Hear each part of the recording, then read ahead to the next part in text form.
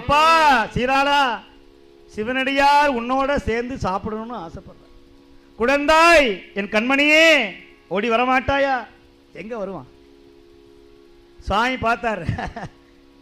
இந்த எலும்பும் சதையும் எல்லாத்தையும் ஒன்று சேர்த்து மாயவித்தை காட்டுவான் போல வந்த காபாலி மறைந்தார்.